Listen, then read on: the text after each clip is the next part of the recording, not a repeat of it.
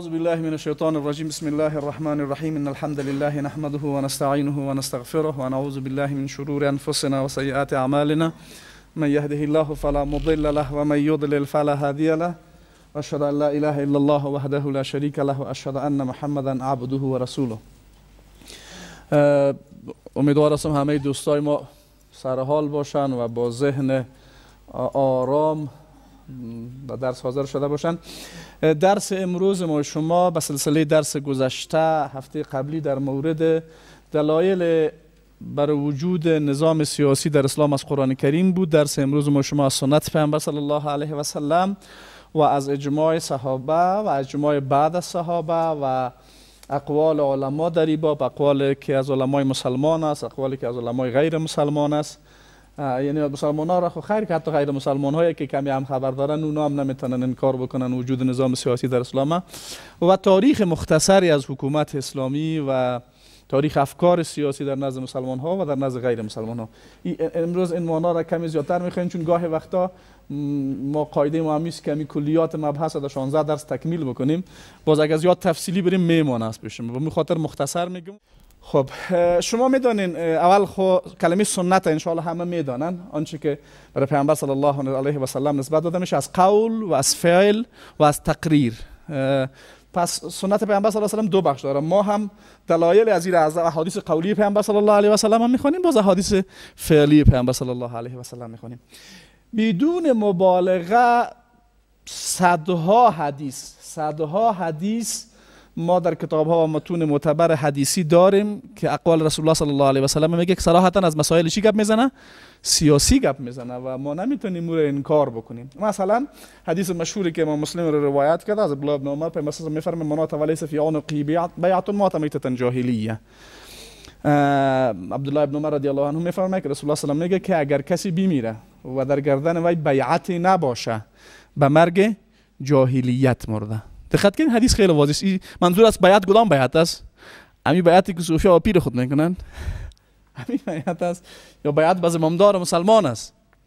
بیعت به زمامدار مسلمان است. دقت کنید. اما این حدیث هم دقیق تر بفهمین. در مورد این حدیث هم غلط فهمی های هست. اول، هرگاه نظام سیاسی مشروعی که از با روش مشروع ایجاد شده باشه، بیعت از او چیست؟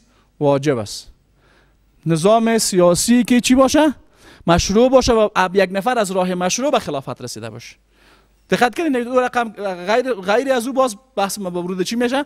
مورد اختلاف میشه. یک گپ دیگه، حدیث درست است که ظاهری حدیث الله داره به که اگر کسی بیعت نکرده بود به مرگ جاهلیت برده، اما آیا مفهوم از این تکفیر است؟ مثل که خیلی از این حدیث استدلال میکنن عدم تکفیر است، به خاطری که در دوران خود صحابه بر او خلیفایی که خلافتشان یقینی است مثل خلافت ابوبکر رضی الله عنه، کسی که به او بیعت نکرده صحابه او را تکفیر نکردن. دقت کردین؟ بر خود ابوبکر رضی الله عنه کی بیعت نکرد از جمع صحابه؟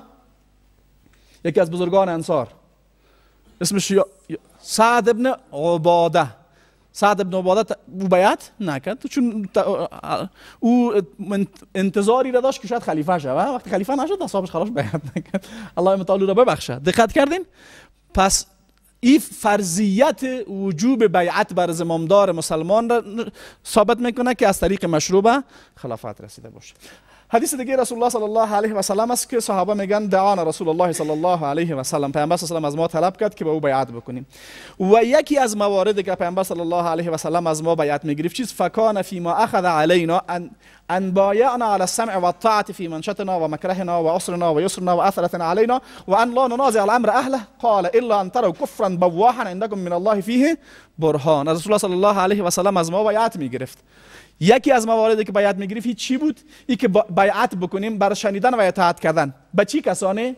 بر زمامداران مسلمان. فی منشطنا و مکرهنا، چی خوشحال باشیم چی خفه باشیم، و عسرنا و یسرنا، چی سختی باشه چی هم آسانی بوده باشه، و اثرتنا علینا، ولو سر ما یک چیز را فشار هم بیارن. و این که و ان لا ننازع الامر اهله، و این که با مردمی که صلاحیت امر در جامعه را دارن با اونها منازعه و جدال و مناقشه نکنین. تا چه وقت؟ الا ان تروا کفرا بواحا، تا که کفر آشکارا از اونها ببینیم. عندکم من الله فیه برهان، پیامبر میگه تا که در نزد پروردگار برای خود چی داشته باشین؟ برهان و حجتی داشته باشین. رسول الله صلی الله علیه و سلم از چی سخن میگه؟ از بیعت کردن، از تعهد سپردن بر زمامدار، از اونها شنیدن و اطاعت کردن و منازعه نکردن تا زمانی که کفر بوا نبینیم. این حدیث از چی سخن میگه؟ از کار سیاسی سخن میگه، از کار یا کار اخلاقی، کار سیاسی واضحی که بیعت کردن بوده باشه. خب دلایل دیگه از او رسول الله صلی الله علیه و سلم در این حدیث میفرماید که اگر کسی مسئول زمامدار مسلمان ها شود. این دو حدیثی که قبلا گفتیم متعلق به کیست؟ متعلق به مردم است. احادیث است که متعلق به خود زمامدار است. رسول الله صلی الله علیه و سلم میگه اگر کسی زمامدار مسلمان ها شود و مسئولیت خود را به صورت دقیق انجام نده، بوی جنت هم به مشامش نمیرسه، با وجودی که بوی جنت مسافه‌های بسیار طولانی میره. روایت کی است؟ روایت بخاری. پیامبر صلی الله علیه و سلم اینجا مسئولیت کی را ذکر میکنه؟ مسئولیت رهبران سیاسی جامعه را. پس در اسلام این مسئولیت هست یا نیست؟ اگر نه پیامبر صلی الله علیه و سلم چون از این گپ میزنه؟ حتی از او کوچکتر یک جامعه بزرگی که در او هزارها و میلیون ها نفر زندگی میکنن در جاش میگذاریم، رسول الله صلی الله علیه و سلم میگه اگر شما در یک سفر یعنی یک مدت کوتاهی را میخواین در یک جای برین و تعداد دادن 3 نفر هم هست، در می 3 نفر یک نفر براتون چی باید تعیین بکنین؟ امیر تعیین بکنین. شیخ الاسلام ابن تیمیه رحمه الله میگه چقدر جالب است که یک کسی بیاید تعیین وجوب زمامدار در جامعه اسلامی را که میلیون ها نفر در زندگی میکنن را واجب ندانه، در حالی که پیامبر صلی الله علیه و سلم بر 3 نفری که در سفر هم میرن چی را لازم گردانیده؟ تعیین امیر را بر خود لازم گردانیده. خب دلایل دیگه من کمی مختصرتر میرم. رسول الله صلی الله علیه و سلم در حدیث میفرماید که بنی اسرائیل را انبیا اداره میکردن. امور بنی اسرائیل کی اداره میکرد؟ انبیا اداره میکرد. یک نبی که میرفت دیگه نبی به جاش میومد. یعنی رهبر اینجا مرادش از اداره کردن. همین کلمه تسوسهم الانبیا را ذکر میکنه. تسوسهم یعنی چی میکردن؟ اداره میکردن. همین کلمه سیاست پیامبر به کار برده. لفظ چی را به کار برده؟ لفظ خود سیاست به کار برده. بعد پیامبر صلی الله علیه و سلم میگه که اما بعد از من دیگه نبی نمیآید. بعد از من دیگه نبی نمیآید. خود پیامبر صلی الله علیه و سلم مثل پیامبران بنی اسرائیل ولی هم امور دنیوی مسلمان ها را رهبری میکرد و هم امور دینیشان را. خب بعد از پیامبر صلی الله علیه و سلم دیگه پیامبری نمیآید. کی میآید؟ خیر خلفا میآیند و زیاد هم میشن. پیامبر صلی الله علیه و سلم میگه شما با بیعت بکنید، باز میگه وقتی زیاد شد چه بکنید؟ میگه بریم کسی که اول بیعت کردین با اونمو پابند باقی بمانید. باز تکرار میکنیم این احادیث بحث های زیاد داره، ما فقط با کلیت گپ اشاره میکنیم که پیامبر از چی سخن گفته، از مسائل سیاسی سخن گفته و تفصیلات دیگه ش باز ان شاء الله میگذاریم. دیگه رسول الله صلی الله علیه و سلم بعضی از احکام در چگونگی تعیین خلیفه مثلا گفته. پیامبر صلی الله علیه و سلم میگه والله لا نولی هذا علی هذا العمل احدا ساله ولا احدا حرص علیه. قسم به الله ما مسئولیت را بر کس نمیسپاریم که یا او را طلب بکنه یا بر رسیدن به او حریص باش. دقت کنید، یعنی قدرت طلب کردن در اسلام چیست؟ ممنوع. یکی از چالش هایی که انتخابات های امروزی با اسلام در تعارض است همین نکته است. در این انتخابات های امروزی خود نفر میره چی میکنه؟ 1000 تا دروغ میگه که مرا به عنوان چی تعیین بکنین، نمیفهم یا رئیس جمهور یا به عنوان نماینده پارلمان یا هر چیز دیگه، در حالی که یکی از ضوابطی که در اسلام در باب نظام سیاسی است که انسانی که صراحتا یک موقف طلب کنه برش سپرده نمیشه. چرا؟ به خاطری که این قدرت را مسئولیت نمیدانه، فضیلت میدانه و در اسلام قدرت چیست؟ یک مسئولیت است. دقت کردین؟ به این خاطر برای او کسی سپرده میشه که ازش فرار میکنه. اگر ابوبکر رضی الله عنه هم بود نمیخواست خلیفه شود، اما مسلمان ها او را خلیفه تعیین کردن. عمر هم نمیخواست، عثمان هم نمیخواست، علی رضی الله عنه نمیخواست، اما مسلمان ها او را تعیین کردن چون این اهلیتش را میدیدن. پس یکی از موارد است. خب بعد دوباره به اصل گپ خود برمیگردم که این احادیث صراحتا از مسائل چی سخن میگه؟ احادیث رسول الله صلی الله علیه و سلم سخن میگه و بدون مخالفت به صدها حدیث میرسه. خب ما با همین حد اکتفا میکنیم. دیگه دلایل از اجماع اصحاب رسول الله صلی الله علیه و سلم. اجماع شما درس پیشتر در اجماع بود نه؟ تعریف اجماع را خواندید نه؟ تعریف اجماع کی چی بود کی میگه؟ همین الان پیشتر خوانده. اتفاق علمای امت اسلامی در یک حکم شرعی در یک زمانه از زمانه ها و مهمترین اجماع کیست؟ صحابه. چرا؟ چون هیچ کسی در اسلام به اندازه صحابه و جایگاه مرتبه که صحابه داره نمیرسه. وقتی رسول الله صلی الله علیه و سلم وفات کرد، قبل از دفن پیامبر شورای صحابه در سقیفه بنی ساعده جمع شدن برای چی گپ؟ برای تعیین جانشین رسول الله صلی الله علیه و سلم. و ابوبکر رضی الله عنه با اکثریت قاطع علما با جز یک نفر با ابوبکر رضی الله عنه بیعت صورت گرفت و علی رضی الله عنه هم در اول بیعت نکرد، چند روز، بعضی میگن چند روز بعد بیعت کرد، بعضی میگن چند هفته بعد بیعت کرد، بعضی میگن چند ماه بعد بیعت کرد. حد اکثر روزی که بیعت علی رضی الله عنه رو به تأخیر ذکر میکنه 6 ماه. خب بالاخره بیعت کرد و او هم در ای که علی رضی الله عنه به اصطلاح اول بیعت نکرد کمی دلخور بود که من از جمله بزرگان صحابه بودم و باید در این مجلس می بودم و او مصروف به اصطلاح تکفین تجهیز رسول الله صلی الله علیه و آله بود و بشرا به خبر مانده بود، یک کمی دلخور بود. خلاص اما بالاخره بیعت کرد و با اصل تعیین خلافت مشکل نداشت. اگر مشکل می داشت باز باید پسان هم بیعت نمیکرد. یک گپ دیگه او که یک دیگه از اون اندیوالای دیگه ما شما میگن که نه خود از جانب خدا امام شده بود. اگر خودش از جانب خداوند امام تعیین شده بود باز او خودش صلاحیتی را نداشت که از این مسئولیت امامت خود چی بکنه؟ عدول بکنه. این حق داشت. خصوصا با او تعریفی که از امامت خودشان ذکر میکنن، میگه امامت از اصول دین است و علی رضی الله عنه از جانب کی امام تعیین شده؟ از جانب خدا. و همین موضوع چیست؟ موضوع اصل از اصول مهم اعتقادی است. مثل که یک پیامبر به صفت پیامبر مبعوث میشه، آیا پیامبر میتونه از پیامبری خود تیر شوه؟ میگه بیا خیر جور آمد میکنی از این پیامبری من تیر به شما. امام هم نمیتونه چون همون مسئولیت داره. دقت کردین شما میشنیدین گپای از این قبیله. به هر ترتیب و فقها هم همه متفق هستند، فقهای امت به صورت عموم متفق هستند که تعیین خلیفه از جمله واجبات است. مثل که امام ماوردی از جمله فقهایی است که در باب فقه سیاسی کتابای اول کتابایی را که نوشته کرده اوست به صورت مستقل کتاب در باب فقه سیاسی نوشته کرده. امو رقم ابو یعلا فقیه مذهب مالکی میگه تعیین امام و بیعت کردن با کسی که مسئولیت ریاست امت را بر عهده گرفته و امورشان را اداره میکنه به اجماع علما واجب است. منظور از وجوب فرض است خود، چون بین نزد جمهور علما اصطلاح فرض و واجب فرقی نداره و واجب پیشان فرض است و فرض پیش از اونها واجب است. ابن خلدون رحمه الله هم با تفصیل بیشتر صحبت میکنه و میگه بدون شک تعیین امام از مهمترین وجایب است و وجوب هم در شریعت از اجماع صحابه و تابعین در این امر فهمیده میشه. بعد از صحابه و تابعین همین اجماع تا فعلا وجود داره.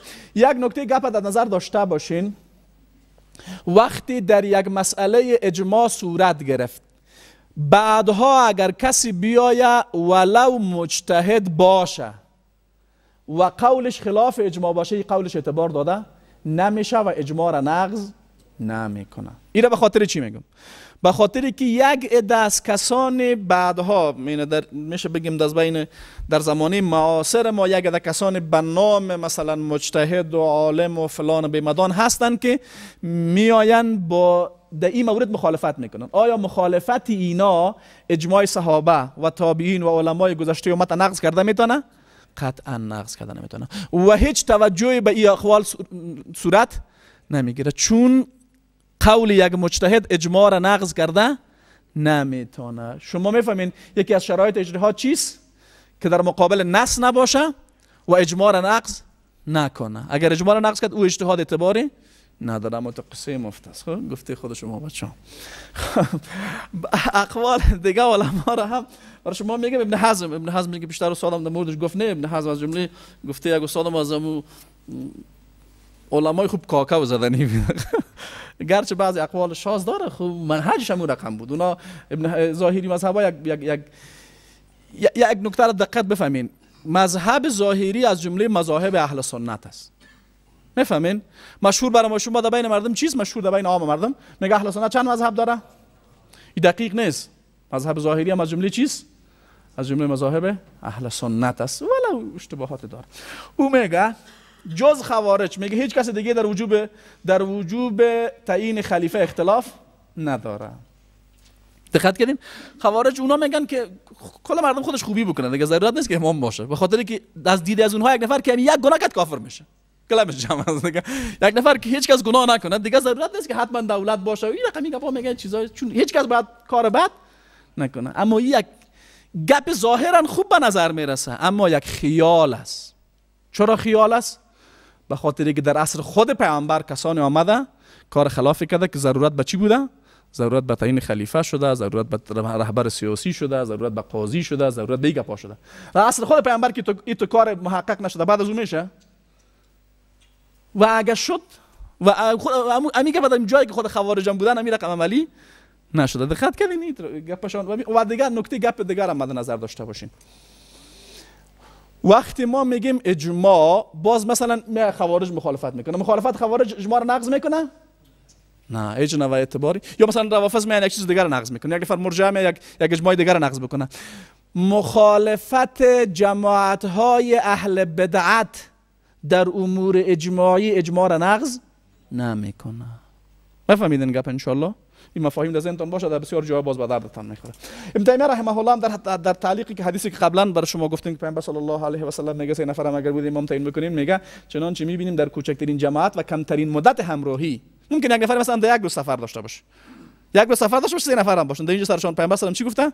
امام تعیین بکنن. اون میگه وقتی در اونجا لازمی بوده تعیین امیر بر را واجب گردانیده است و این خود تنبیه است بر وجوب تعیین امام در جامعه بزرگتر از او و در زمان بزرگتر از زمان سفر. دقت کنید، هم در سیاست شرعی گپ ذکر میکنم در مجموع الفتاوا. خب اقوال علما وقتی اجماع بود نیاز به نقل علما به صورت فردی نیست. خب ما بازم یک دو علما بر شما نقل کردم، حتی علمای غیر مسلمانی هم که از تاریخ اسلام آگاهی دارن اونا هم ایره انکار کرده نمیتونن. دکتر فیلدسگرالد او میگه اسلام در یک دین خلاصه نمیشه بلکه نظام سیاسی هم است، با وجود اینکه در سالها گپ از این جالب است. خب ببینن خو کافر برای مسلمان‌ها چی میگه؟ میگه با وجود اینکه در سالهای اخیر برخی از مسلمانان که خود را متمدن و روشن فکر مینامند پیدا شدند که میخوان میان آن دو یعنی دین و سیاست شگاف ایجاد کنند، اما همه کاخ اندیشه اسلامی بر این اساس بنیان نهاده شده است که آن دو بخش لازم و ملزوم یکدیگرند و به هیچ وجه امکان جدایی میان آنها وجود نداره. یعنی یک کافر هم که از تاریخ اسلامی آگاهی داره و هم نمیتونه ایره چی بکنه؟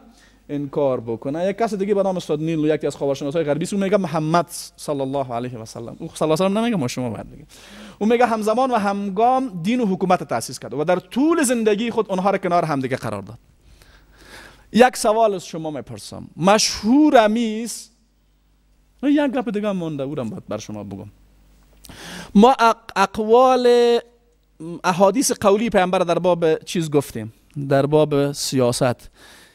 پیامبر صلی الله علیه و سلم دوره مکی ده بخی میگماریم، در دوره مدنی چی کرد؟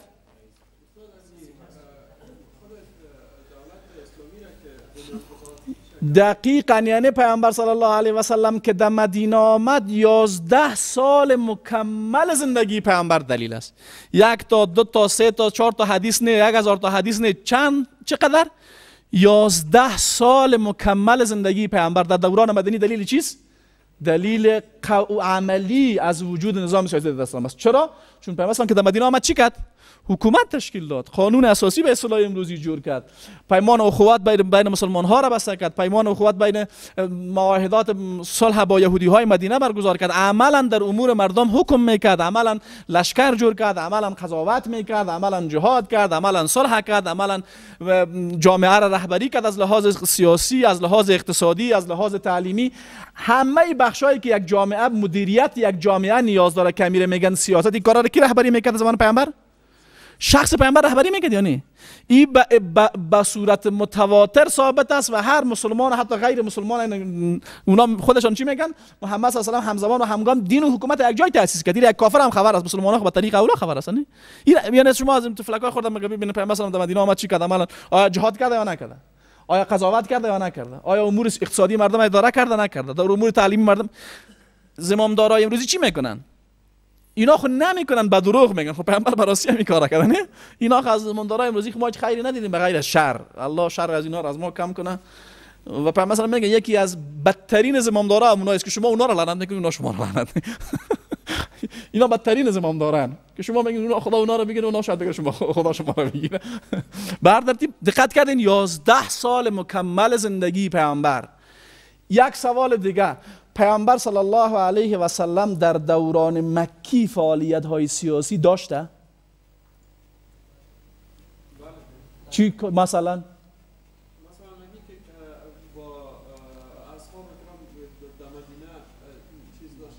نه فعالیت واضح سیاسی، فعالیت واضح سیاسی. نه فعالیت واضح تر از این. روح پسان شد. نه اینا فعالیت های دور است. خدا اول شما تحریری حتما نیست. تحریری دیگه پا چون زیاد داخل اصلا خوب میفهمن.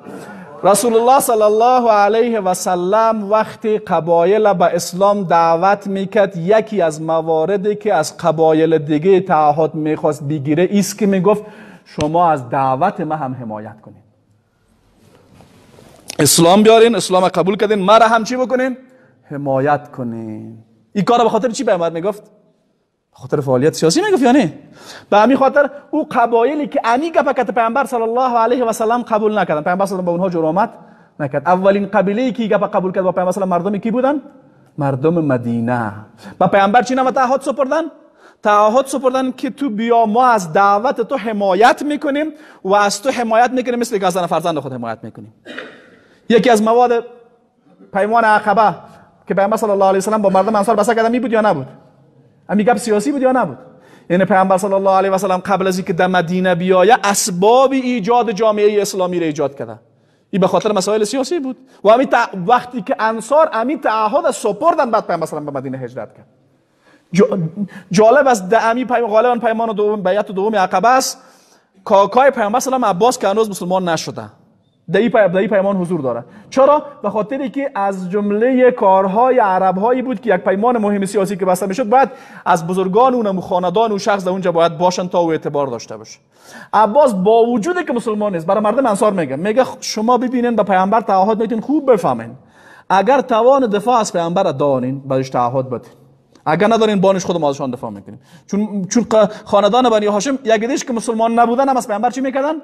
دفاع میکردن. در 3 سال محاصره اقتصادی پیامبر صلی الله علیه و سلم کل خاندان بنی هاشم در محاصره اقتصادی بود.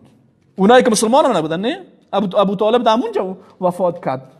دقت کنید سال اخیرش وفات کرد که باز پیامبر صلی عام الحزن یا سال اندوه نامگذاری کرد خدیجه رضی الله عنها. دقت کنید پس رسول الله صلی الله علیه و سلم یکی از کارهایی که در دوران مکی هم میکرد امی بود که از قبایلی که برای ایمان بیعت میگرفت به خاطر رهبری جامعه هم از اونها بیعت میگرفت و زمان پیامبر هجرت کرد به مدینه که تعهد از اون مردم گرفت. تو امیر رقم است یا نه؟ شما سیرت خوانده نه؟ پیمان دوم عقبه یکی از موادش هم هست یا نه که از پیامبر باید چی بکنن؟ این کار سیاسی است. این گپایی که شما گفتین اینا مفاهیم بعید است.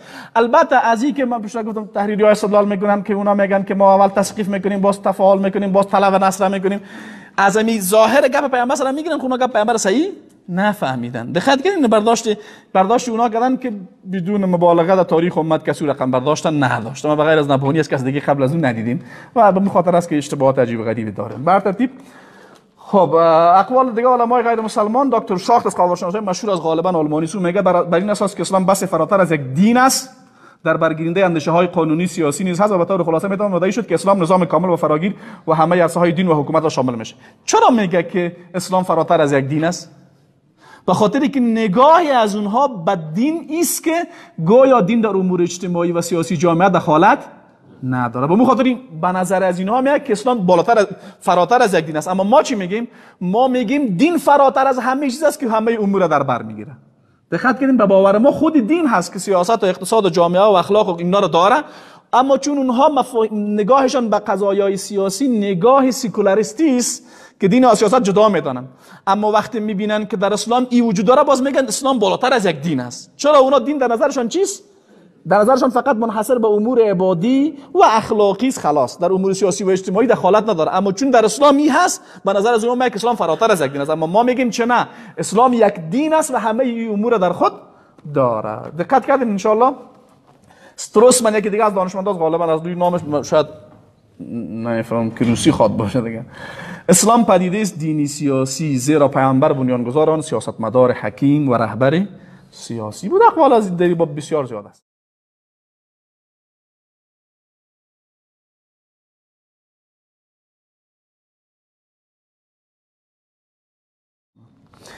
یک به اصطلاح افتخاراتی که فعلا در بین مردم است که مثلا میگه ما در فلانی مورد از شما که خیلی پیشتر میفهمیدیم و پیشتر به این گپا بودیم، تاریخی اینی گپ ما از شما که بالاتر است. امی یک نوع افتخار در بینش میشه. و یک اصطلاحی که در علوم سیاسی معاصر بحث میشه اصطلاح تاریخ افکار سیاسی است. حتی کتابای مستقل نوشته شده، غالبا در پنجره حقوق تدریس میشه تاریخ افکار سیاسی و غالبا در این کتاب و در تحت این عنوان و این مضمون غالبا تاریخ افکار سیاسی غیر مسلمان ها را میخوانند خلاص، و غالبا از تاریخ افکار سیاسی مسلمان ها هیچ کس خبری نداره. در تاریخ افکار سیاسی غربی ها شما میدانین از زمانی که دیدگاه های فلاسفه تدوین شده از امو زمان آغاز پیدا میکنه که اولین فلاسفه‌ای که دیدگاه‌هاشون باقی مانده و تدوین شده از دوران یونانیان قدیم است. اولین از اونها سقراط بود که از 399 الی 470 قبل از میلاد زندگی میکرد. دیگهش افلاطون از 347 الی 427 قبل از میلاد و بعد از او ارسطو 322. امی اصطلاحاتی که امروز غربی ها دارن، امی اصطلاحاتی است که در امروز زمان به کار برده شده. مثلا اصطلاح دموکراسی، افلاطون، ارسطو اینا رو به کار میبرن. جالب است غربی ها اقوال خود، ریشه اقوال خود به این فلاسفه میرسانن، خود گپای خود از اونا رو نمیگیرن. غالبا اگر من اشتباه نکنم یا از ارسطو یا از افلاطون نقل است، میگن نظام دموکراسی نظام احمقاست. چرا؟ میگه به خاطری که در اکثریت جوامع مردم خوب کم است. شما جامعه را اگه ببینید اکثر مردم خوب چیست؟ کم است. و در نظام های دموکراسی رهبری و صلاحیت جامعه به کی سپرده میشه؟ به اکثریت سپرده میشه. خب اکثریت معلوم است که خراب است، پس رهبری به دست کی میره؟ شما چی فکر میکنین در امریکا از ترامپ کردن دیگه آدم بدخواد باشه؟ باور کنین دیوانه است. خب یکی گاهی وقتا ما شما از جو مبالغه میگیم، نه؟ این براستی دیوانه است. اما چی چیزی او را آورده در رهبری سیاسی یک جامعه قرار داده که بزرگترین قدرت نظامی و اقتصادی و سیاسی دنیاست؟ پول. اکثریت. کدام اکثریت؟ اما اکثریتی که در یک برنامه تلویزیونی چپشان راست میشه، راستشان چپ میشه. اما درست یا نه؟ رسانه ها یا اذهان مردم نمیسازن. خب پیسه مصرف میکنن. هر چقدر خوب پیسه مصرف کردی او پیسه هم خودی نیست که از راه حلال آورده باشه. شما میفهمید که از تجارت های کلانی نمی ترامپ دیوانه چیست؟ تجارت پورنوگرافی. پورنوگرافی رو میفهم؟ خوب است که نه. تو بپردگم. دقت کردین؟ و تجارت بسیار پلید. از تجارت های بسیار پلید چی به دست میارن؟ سرمایه به دست میارن. این سرمایه اونها رو میبره در کجا؟ در رهبری سیاسی قرار میده. رهبری سیاسی که بعد از آمد خود از اینها مافیای اقتصادی هم میشن. در جامعه ما شما می رقم نیست؟ همین انتخاباتی که پیشتر تیر شد، انتخابات نفهم پارلمانی بود، انتخابات هم نیست خب مسخره بازی است. همین هر چی که هست. چی کسانی بالاترین رأی از کابل بردن؟ پیسه دارای بی سواد. اصلا اینا بی سواد. کلانشون در پارلمان شیشتای متن مثل ما خواندن نمیدونم. دیدن نه؟ چی داره؟ پیسه داره. پیسه را از کجا کرده؟ از خیشی کرده؟ امریکایا. نفهمن نه؟ بچه‌ش چیکاره بود؟ بله عجیب. تیرا خدا میاره. قراردادی های بگرام داشت. دقت کردین؟ این رقم است. به این خاطر ارسطو از هر کدام از این گنگسا کسی چه گپش دروغ نیست، راست گفته. خب اما تاریخ افکار سیاسی مسلمان ها از کجا شروع میشه؟ کی میگه؟ تاریخ افکار سیاسی مسلمان ها است. کدام زمان شروع میشه؟ بگه. ماشاءالله از ابتدای خلقت انسان. چرا؟ به دلیلی که در اندیشه اسلامی، اما تو که در حدیث را پیشتر ما شما خواندیم، رهبران دینی جامعه رهبران سیاسی هم هست. یعنی یک مثال برای شما بگم. در یک جامعه که یک پیامبر باشه و مردم به او پیامبر ایمان داشته باشند، آیا درست است که ما رهبری سیاسی جامعه را باز به غیر از او بدیم؟ درست است؟ به خاطری که اونها هستن عالمترین مردم، عاقلترین مردم، عادلترین مردم و امینترین مردم. دقت کنید، حالی که جوامع انبیاء الهی را قبول نداشته، خب گپ از اونها خراب بوده دیگه طبعا. اما یک جامعه که گپ پیامبر را قبول داشته باشه، باز رهبری سیاسی خود باید به غیر از او بسپاره. اگر بسپاره چی دو کار درستی کرده؟ دقت کنید مثلا یک نبی در شرایط امروزی باشه در جامعه اسلامی، ما و ما شما به دین از او باورمند باشیم، باز برای ما درست است که بریم یک فرد دیگر به عنوان مسئول سیاسی تعیین بکنیم؟ خیلی کار عجیب است دیگه، نه؟ خب و به همین خاطر الله متعال هم چی میگه؟ و اذ قال ربک للملائکه انی جاعل فی الارض خلیفه، ما در زمین خلیفه. گرچه در مورد مفهوم خلافت در اینجا که در بین مفسرین هست کدام از اینها چی رقم است، این دور مونده. کوی اسم نمیبردیش خانم خوبشان رعایت نجونه. خب خیر.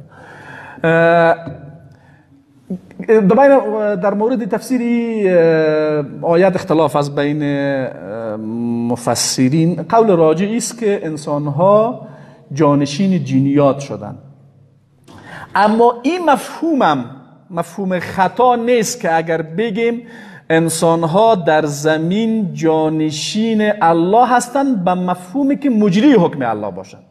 دقت کنیم، گرچه بعضی میگن از لحاظ لغوی این کلمه اطلاقش درست نیست. دقت کنیم که ما بگیم چون جانشین کسی میگه خود از اون نبود باید کس دیگه به جایش بیاد، اما ما مفهوم مد نظر میگیریم. آیا مسئولیت انسان ها در روی زمین تطبیق حکم الله هست یا نه؟ همین اگر کسی مفهوم خلافت تعبیر بکنه گپ بده نیست. دقت کنیم و فرض بکنیم این مفهوم بخی نباشه، آیا زمامداران رهبران سیاسی جامعه اسلامی که پیامبر در میان از اونها بوده آیا مسئولیت رهبری جامعه را داشتن یا نداشتن؟ آیا موسی علیه السلام بنی اسرائیل رهبری میکرد یا نمیکرد؟ یا داوود علیه السلام، سلیمان علیه السلام؟ ما مدام حدیثی که قبلا خوانیم پیامبر صلی الله علیه و آله میگه کانت بنی اسرائیل تسوسهم الانبیا چی میکردن؟ امور از اینها را. پس از لحاظ تاریخی ما به نسبت غربی ها در مورد ریشه تاریخی فکر ما چیست؟ به مراتب عمیق‌تر و ریشه‌دارتر و سالمتر و صحیح‌تر است. چرا؟ به دلیل از اینکه اینا ریشه گپشان میرسه به کی؟ به چند تا آدمایی که دو تا گپش صحیح، سه تا گپش چیز غلط است. حالا سون افلاطون اون وقت چیز گفته، خب دو تا گپش صحیح، سه تا گپش غلط است. اما از مسلمان ها به کی میرسه؟ به انبیا علیهم السلام که انبیا علم خود از کجا میگیرن؟ از وحی الهی میگیرن. دقت کردین؟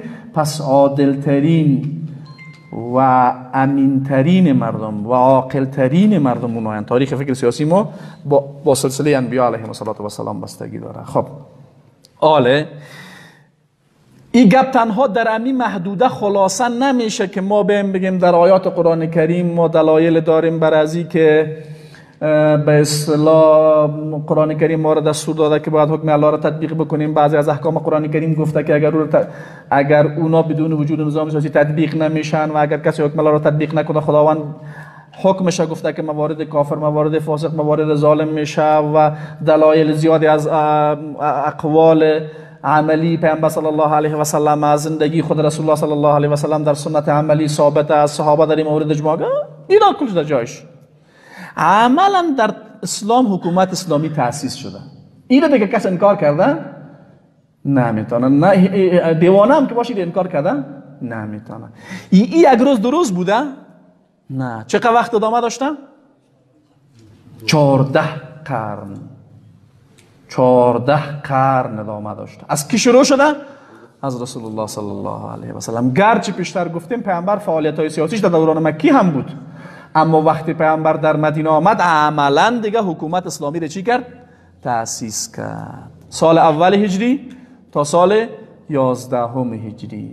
رسول الله صلی الله علیه و سلم بعد از خودش چی میگه؟ فعلیکم بسنتی و سنت الخلفاء الراشدین المهدیین من بعدی عدوا علیها بالنواجذ. از سال 11 هجری تا سال 40 هجری دوران خلافت کی هست؟ خلفای راشدین. کس بخواه نخواه، خوشحال باشه خفه باشه. ابوبکر خلیفه شده، عمر خلیفه شده، عثمان خلیفه شده، علی خلیفه شده رضی الله عنهم اجمعین حکومت کردن. کس دلش خوشحال شد، دلش خفه شد. دقت کردین؟ و نمونه عینی و حقیقی حکومت اسلامی هم همین دوران است. مثل که در درس اول بر شما توضیحی گپم دادم، اول بود یا دوم. دقت کردین؟ بعد از او بعضی از تغییرات در ساختارهای سیاسی جامعه اسلامی آمد که حتی خود پیامبرم به او راضی نبود. مثل که در حدیث رسول الله صلی الله علیه و سلم میفرماید، میگه الله متعال تا زمانی که بخیر در میان شما هست، بعد از من خلافت به منهاج چیست؟ نبوت است، به منهاج خلفای راشدین هست. بعد از او حکومت های چی میآیند؟ خاندانی میان، ملوکیت میشه. بعد از حکومت های ملوکیت حکومت های جبابره میان. بعد از حکومت های جبابره دوران هرج و مرج در امت است. بعد از دوران هرج و مرج دوباره خلافت به منهاج نبوت میآید. دقت کردین؟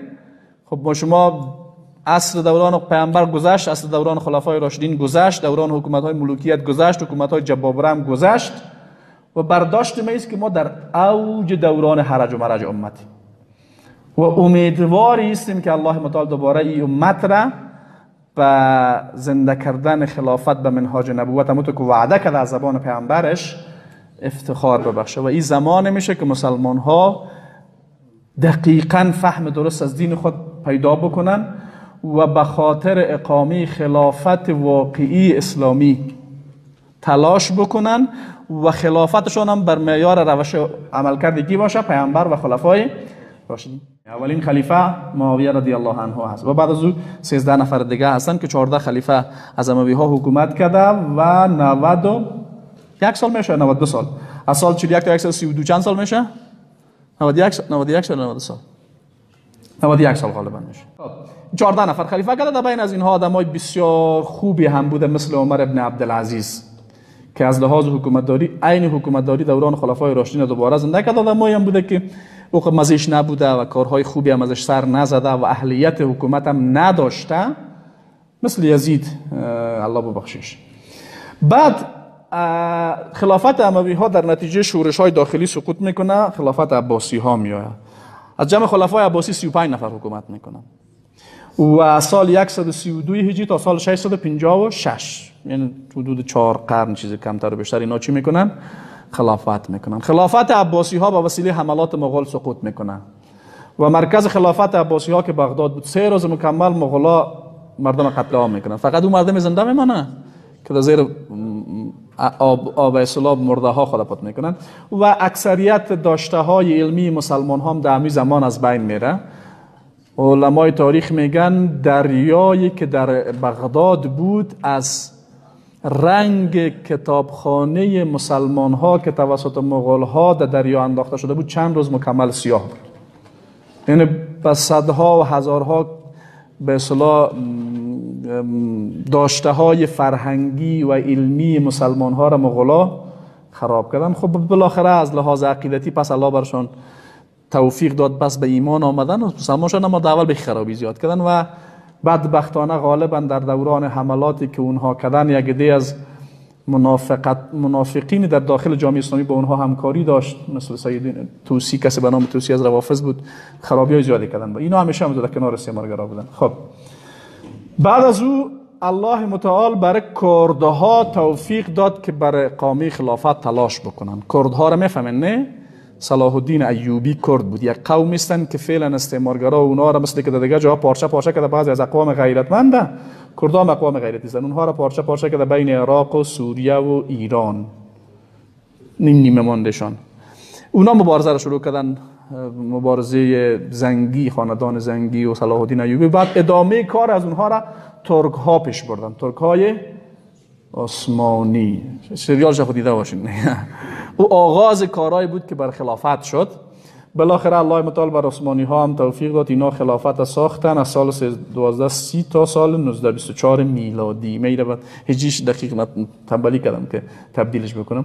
بالاخره خلافت اسلامی به صورت رسمی به سال 1924 میلادی، یعنی دقیقاً چند سال قبل، 97 سال پیش خلافت رسما سقوط داده شد و اومد به حرج و مرج رفت و ما شما در حرج و مرج هستیم و الله حرج و مرج چی بکنه؟ از ما بخیر دور بکنه. خب سبحانك اللهم ربنا و بحمدک، نشهد ان لا اله الا انت، استغفرک و اتوب الیک.